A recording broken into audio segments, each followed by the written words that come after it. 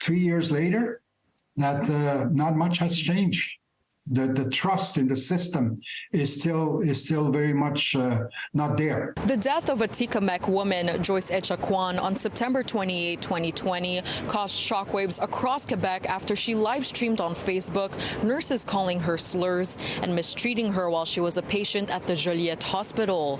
3 years later, and many are still saying there is a gap of accessibility and services in Quebec's healthcare system for Indigenous people till this day. This has been happening for so long, and Joyce's death was just that very tiny tip of the iceberg of a much broader problem. Assembly of First Nations Regional Chief Ghislain Picard says the short clip brings into attention the systemic racism that exists in Quebec.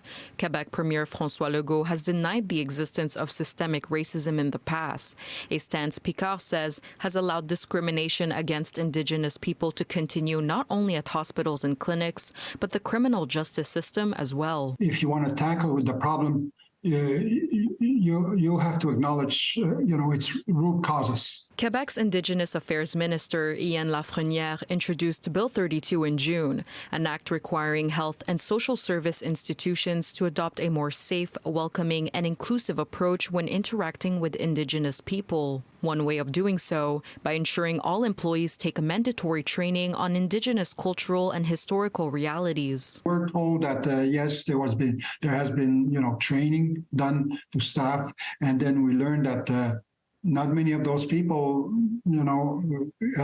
registered to it, and moreover, we learned that the content of that training was limited in terms of addressing such major issues as colonization and its impacts on Indigenous peoples. Center for Research Action on Race Relations, FONIEMI, notes that this isn't the only case of racial discrimination in Quebec's healthcare system before the courts, with the Quebec Superior Court allowing a class action over the forced sterilization of Atikamekw woman in August. The anecdotal evidence that we see based on our work with some Indigenous organizations right here in Montreal is that there's still a lot of challenges. In Montreal, Diona Macalinga, City News.